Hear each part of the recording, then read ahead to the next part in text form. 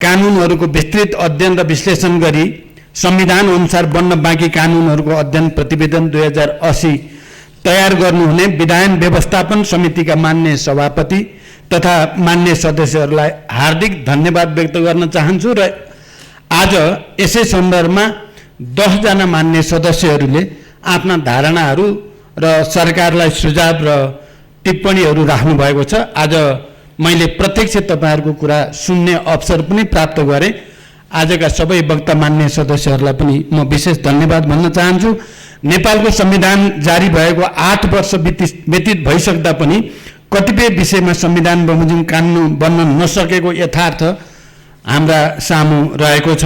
यस सन्दर्भमा विधान व्यवस्थापन समितिले गरेको अध्ययन र सोको आधारमा सुझाव तथा सिफारिस समावेश गरी छलफलका निम्ति प्रस्तुत गरेको यो प्रतिवेदनले कानुन निर्माणका लागि नेपाल सरकारलाई महत्त्वपूर्ण मार्गदर्शन गरेको मैले महसुस गरेको छु। अध्यक्ष महोदय, संघीय लोकतान्त्रिक गणतन्त्रात्मक शासन व्यवस्था अंगीकार गरेको नेपालको संविधान जारी भएसँगै विभिन्न विषयमा यथाशीघ्र कानुन निर्माण हुनुपर्ने हो नै। यही आवश्यकतालाई महसुस गरी नेपाल सरकारले संविधान कानुन कार्ययोजना बनाई कानुन निर्माणको कार्यलाई प्राथमिकताका साथ अघि बढाउँदै आएको पनि छ। संविधान कानुन गर्न बनाउनु पर्ने कानुनहरूको पहिचान तथा प्राथमिकीकरण गरी अधिकांश कानुनहरू निर्माण भइ पनि सकेका छन्।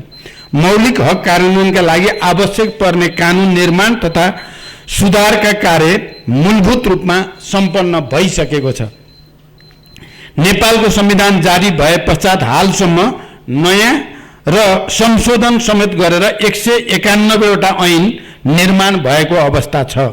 साथै विभिन्न मितिमा जारी भएका केही नेपाल ऐनलाई संशोधन गर्ने ऐनबाट प्रचलित कानुनहरूलाई नेपालको संविधान अनुकूल बनाउने काम समेत सम्पन्न गरिएको छ। नेपाल सरकारले संघीय संसदमा पेश गरेका विभिन्न 15 वटा विधेयक संसदीय प्रक्रियामा रहेका छन्। यसैगरी संविधान कानुनसँग सम्बन्धित संघीय निजामती सेवा विधेयक, विद्यालय शिक्षा सम्बन्धी विधेयक लगायतका महत्त्वपूर्ण विधेयकहरू छिट्टै संघीय संसदमा पेश गर्ने गरी सरकारले प्रक्रिया अगाडि बढाएको समेत सम्मानित सदनलाई जानकारी गराउन चाहन्छु। यहाँ मान्य सदस्यहरूले शिक्षा सम्बन्धी कुरा उठाउनु भयो। बाहिरबाट दबाव आएपछि फेरेको भन्ने सत्य होइन। मन्त्री परिषदमा शिक्षा सम्बन्धी विधेयक प्रस्तुत हुँदै गर्दा म आफैले हेरेर यो ओरिजिनल विधेयक भन्दा केही फरक ढङ्गले आयो, यसको पुनर्अध्ययन गरेर परिमार्जन गरेर मात्रै लानुपर्छ भनेपछि पनि 2-3 दिन आन्दोलनको रूप देखिएको म यो कुरा प्रश्न गर्न चाहन्छु। त्यस्तै संघीय निजामती ऐन यो पहिलाको सदन हुँदैखेरि राज्य व्यवस्था समितिबाट पारित भएर सरकारकोमा पुगेको थियो र सरकारले यसलाई आवश्यक परिमार्जन गरी अगाडि बढाउन ढिला भएको पक्कै पनि हो। अहिले संघीय निजामती ऐन अन्तिम रूप दिइएको छ। सम्भवतः म अहिले फेरि पुरै त भन्न सक्दिनँ, भोलिको मन्त्री परिषदको बैठकबाट त्यसलाई पारित गरेर सदन समक्ष प्रस्तुत गर्ने सरकारको तयारी रहेको जानकारी गराउन चाहन्छु। नेपालको संविधान बमोजिम सङ्घ, प्रदेश र स्थानीय तहको साझा अधिकारको सूचीमा रहेका तथा विकास निर्माणका कार्यसँग सम्बन्धित कतिपय कानुनहरू निर्माणको प्रक्रियामा छन्। केही विधेयकहरू अघिल्लो प्रतिनिधि सभामा पेश भई सो सभाको कार्यकाल समाप्त भएका कारण स्वतः निष्क्रिय भएको हुँदा त्यसरी निष्क्रिय भएका विधेयकहरूलाई पुनः संसदमा पेश गर्नका लागि सरकारले आवश्यक गृह कार्य गरिरहेको जानकारी पनि म यो सम्मानित सदनलाई गराउन चाहन्छु। विधान व्यवस्थापन समितिको प्रतिवेदनमा औल्याइएको नागरिकता सम्बन्धी कानुनको सम्बन्धमा 2080 जेठ 17 गते प्रमाणीकरण भएको नेपाली नागरिकता पहिलो संशोधन ऐन 2079 जारी भइसकेको सन्दर्भमा नागरिकता प्राप्ति सम्बन्धी संवैधानिक अधिकारको प्रचलनका लागि मार्ग प्रशस्त भएको छ।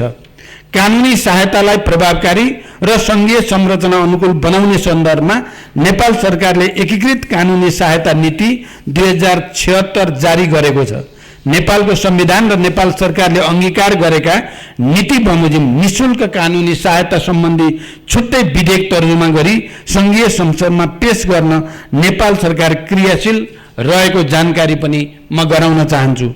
प्रतिवेदनमा औल्याइएको सङ्घ संस्था खोल्ने स्वतन्त्रता सम्बन्धी विषयलाई संस्था दर्ता ऐन 2034 र कम्पनी ऐन 2063 ले व्यवस्था गरेको सन्दर्भमा सङ्घ संस्थाको दर्ता तथा सञ्चालनलाई संघीयता अनुकूल बनाउनका लागि नयाँ विधेयक तर्जुमाको गृह कार्य हुँदै गरेको जानकारी पनि म गराउन चाहन्छु। साथै कार्यस्थलमा हुने यौनजन्य दुर्व्यवहार निवारण ऐन 2071 लाई महिलाको हकका विभिन्न आयामहरूलाई समेट्ने गरी परिमार्जन गर्ने कार्य सुरु भइसकेको छ।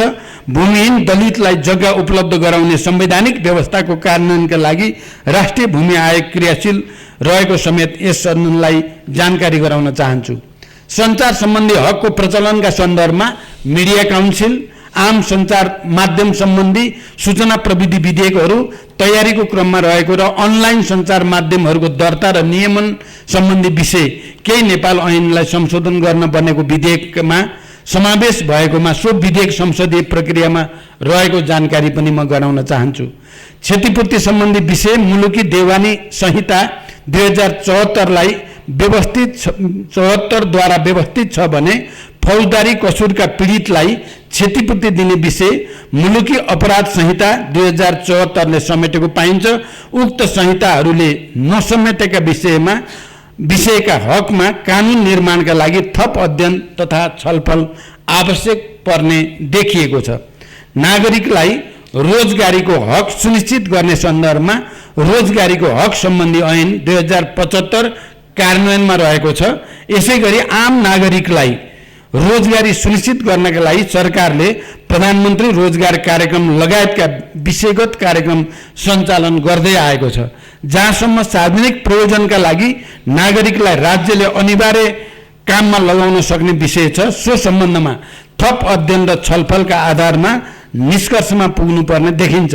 यसैगरी स्वास्थ्य सम्बन्धी मौलिक हकको प्रचलन र व्यवस्थापनका निमित्त जनस्वास्थ्य सम्बन्धी कानुनहरूलाई एकीकृत गर्ने विषयमा थप अध्ययन र छलफल गरी अगाडि बढ्नुपर्ने आवश्यकता छ।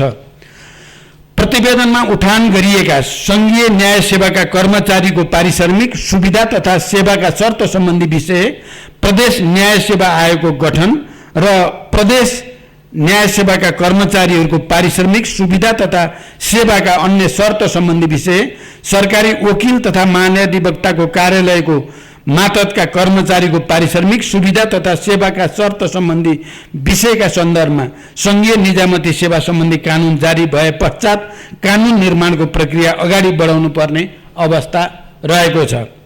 प्रहरी प्रशासन सम्बन्धी कानुनलाई संघीयता अनुकूल बनाउनका लागि नेपाल सरकारले आवश्यक गृह कार्य गरिरहेको छ। प्रहरी समायोजन ऐन यस अघि नै बनिसकेको छ। त्यसको कार्यान्वयनमा रहेका केही जटिलतालाई हल गरेर कार्यान्वयनमा लैजाने तयारीमा सरकार रहेको जानकारी गराउन चाहन्छु। यसैगरी विश्वविद्यालय र स्वास्थ्य विज्ञान प्रतिष्ठान सम्बन्धी छाता कानुन निर्माण गर्ने विषय, जग्गा प्राप्ति सम्बन्धी विषय लगायतका कतिपय विषयमा विधेयक तयार गर्नेतर्फ आवश्यक कार्य सुरु भइसकेको कुरा पनि म यस सम्मानित सदनलाई जानकारी गराउन चाहन्छु। कर सम्बन्धी कानुनहरू एकीकृत गर्ने विषयको सम्बन्धमा नेपाल सरकारले आवश्यक गृह कार्य प्रारम्भ गरिसकेको जानकारी समेत सदन समक्ष गराउन चाहन्छु। प्रतिवेदनमा शपथ सम्बन्धी कानुनी व्यवस्थाको आवश्यकता औल्याइएको सन्दर्भमा शपथ सम्बन्धी ऐन 2079 ले सार्वजनिक पद धारण गर्ने प्रत्येक व्यक्तिको पद तथा गोपनीयताको शपथलाई व्यवस्थित गरिसकेको जानकारी गराउँदछु। प्रतिवेदनमा औल्याइएको राष्ट्रपतिको कार्य सम्पादनलाई थप स्पष्ट गर्ने विषय, महाभियोग सम्बन्धी विषय, संघीय संसदसँग सम्बन्धित विषय, राष्ट्रपतिबाट विधेयक प्रमाणीकरण सम्बन्धी विषय, अदालतको अवहेलनामा कारबाही चलाउने विषय, जनमत संग्रह सम्बन्धी विषयमा कानुन निर्माण गर्ने सन्दर्भमा थप अध्ययन, समन्वय र छलफल मार्फत टुङ्गोमा पुग्नुपर्ने देखिएको छ। साथै अदालत र न्याय प्रशासन सम्बन्धी विषयमा सर्वोच्च अदालतसँग परामर्श गरी आवश्यक कानुन निर्माणको प्रक्रिया अगाडि बढाउनु पर्ने आवश्यकता पनि रहेको छ। सम्माननीय अध्यक्ष महोदय, देशमा लोकतान्त्रिक गणतन्त्रलाई संस्थागत गरी विधिको शासन कायम गर्न आवश्यक पर्ने कानुनी संरचनाहरू निर्माणमा सरकार क्रियाशीलता रहेको छ। संविधान कार्यान्वयनका लागि आवश्यक कानुनहरू निर्माण गर्दै त्यसको प्रभावकारी कार्यान्वयन मार्फत आम नागरिकलाई सुशासन, सामाजिक न्याय र समृद्धिको अनुभूति गराउने जिम्मेवारी सरकार, संसद र सरकारवाला निकायहरूको हो। यसका लागि नेपालको संविधान बमोजिम बन्न बाँकी कानुन निर्माण गर्न नेपाल सरकार प्रतिबद्ध र क्रियाशील रहेको जानकारी गराउँदै विधायन व्यवस्थापन समितिले प्रस्तुत गरेको प्रतिवेदन, सो प्रतिवेदन उपरको छलफलमा भाग लिनुहुने माननीय सदस्यहरूलाई पुनः हार्दिक धन्यवाद दिन चाहन्छु र यसले सरकारलाई संविधान अनुसार कानुन निर्माण गर्ने प्रक्रियामा नयाँ शक्ति प्रदान गरेको मैले महसुस गरेको छु। यति भन्दै म बिदा हुन्छु। धन्यवाद। अभिवादन।